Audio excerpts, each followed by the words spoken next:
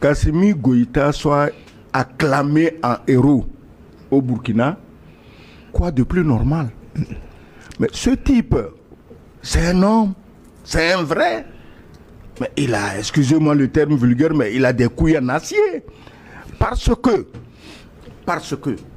mais l'état où était le Mali avant l'arrivée d'Assimi Goïta, tu t'imagines, les Français avaient déjà donné la Zawad Kidal aux Touaregs.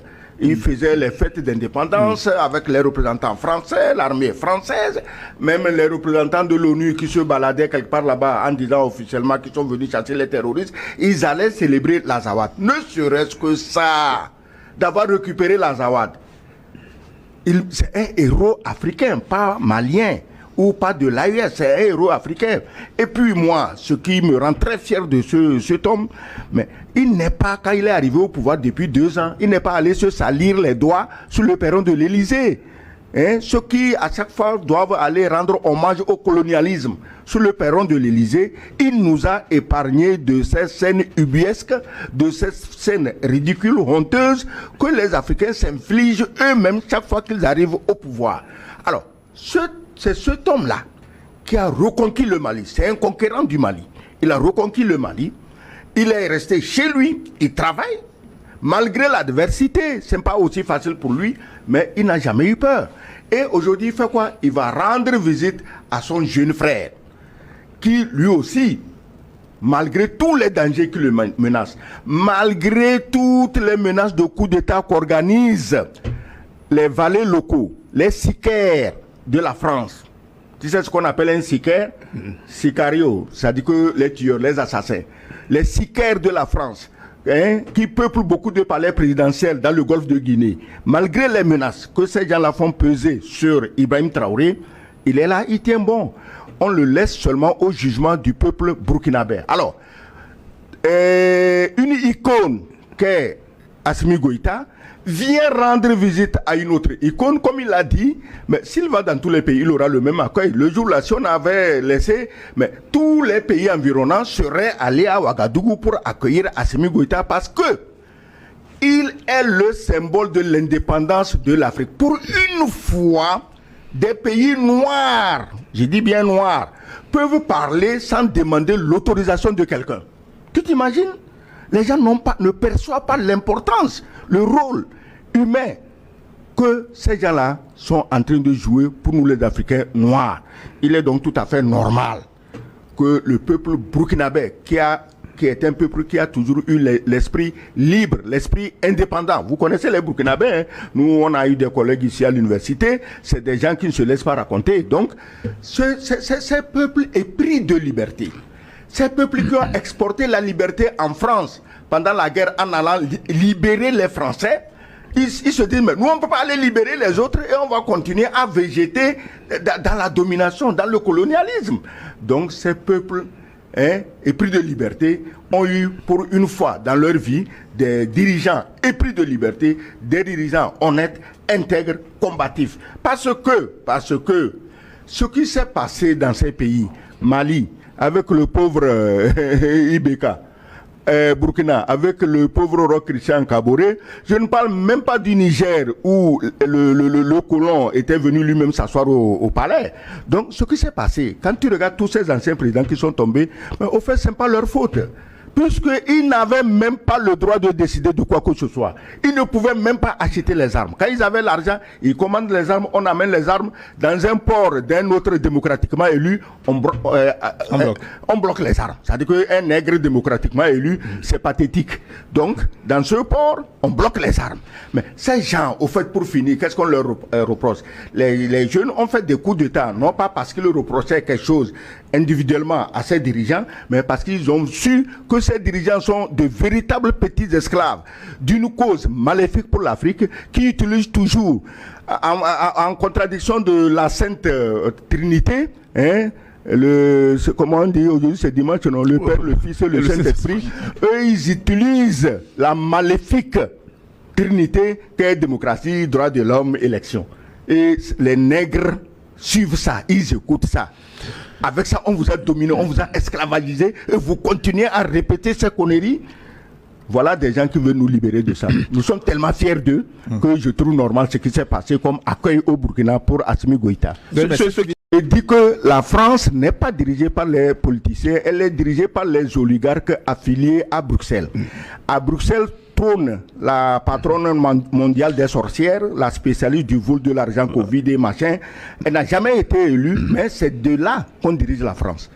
Washington donne des ordres à Bruxelles qui les répercutent sur Paris et ça marche droit. Les doigts sur la couture.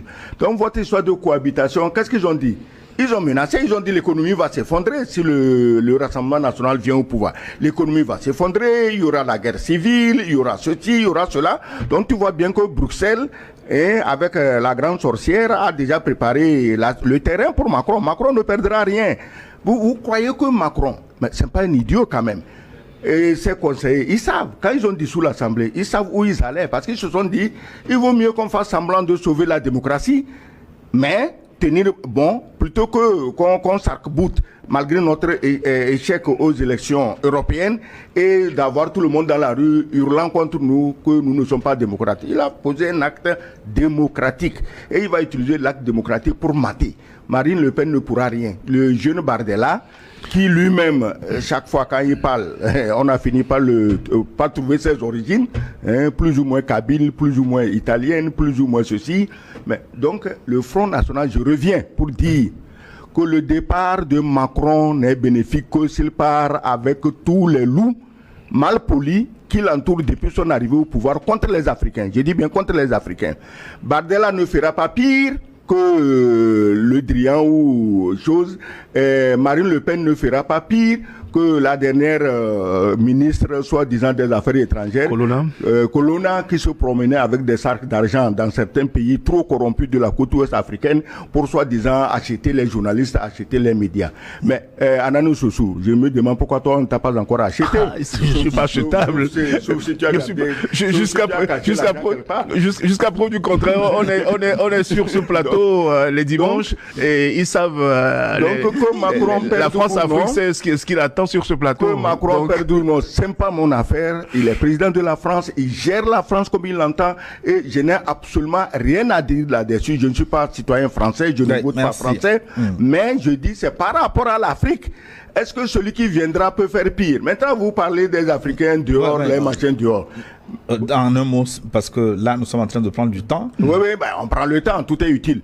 Mais maintenant, si tu crains pour les Africains qu'on va chasser, mais ne t'en fais pas. Tu as vécu assez en Europe pour savoir comment ça se passe.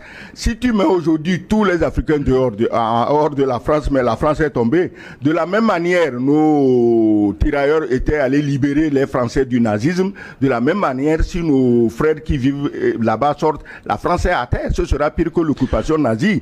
Ouais. Donc, tout ça, chacun utilise ça comme épouvantail. Le Rassemblement national. Exactement, c'est ce que j'allais. Pour nous, les Africains, je vous dis que ça ne sera pas pire. Dans tous les cas, moi, je n'aime pas trop m'ingérer dans les politiques intérieures des pays. Emmanuel Macron, qu'il perde ou qu'il gagne ses législatives, va continuer à gérer la France parce qu'il gère la France depuis 2 ans sans majorité claire à l'Assemblée. C'est pourquoi il recourt au 49-3. Après les législatives d'aujourd'hui, je crois que 49-3 n'est pas mort. Il va continuer à l'exploiter et il va devenir plus cruel, comme il s'est montré d'ailleurs envers les gilets jaunes hier et avant-hier et hier, envers les marcheurs contre la retraite.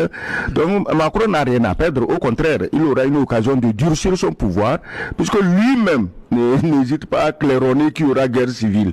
Et il va faire sa guerre civile qui contre qui? Ça veut dire qu'il a déjà préparé le pire pour la France, mais là n'est pas mon problème, c'est la France, ils n'ont qu'à se gérer comme ils veulent. À partir du moment où nous leur demandons de nous laisser gérer nos pays comme nous voulons, on ne veut pas s'ingérer de comment eux ils vont gérer leur pays. Maintenant, est-ce que l'arrivée de Marine Le Pen ou d'un autre, de Jordan Bardella va changer quelque chose? Non.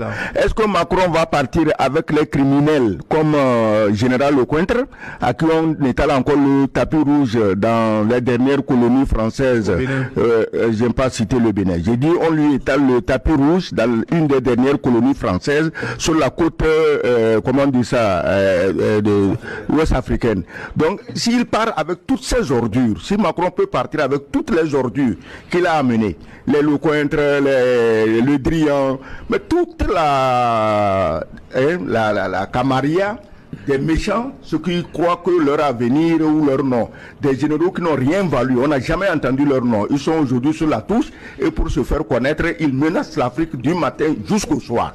Bon, comme il y a des nègres, moins nègres que d'autres, et qui se disent plus français que nègres, bon, on leur étale encore le tapis rouge, ça fait leur affaire. Donc, pour moi, le départ de Macron, est-ce que ce désordre, ce racisme, cette négrophobie, parce que ce n'est pas Le Pen qui est négrophobe.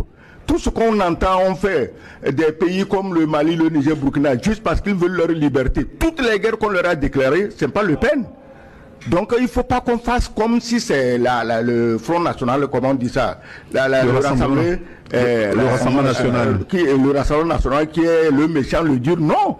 Mais je vous garantis que personne ne fera plus mal à l'Afrique que Mitterrand l'a fait avec sa fameuse arnaque de la boule, que Sarkozy l'a fait avec l'agression et l'assassinat de Kadhafi, que Macron le fait depuis quelques années contre nous et en déclarant la guerre totale contre tout pays africain qui ose vouloir vivre dans la souveraineté.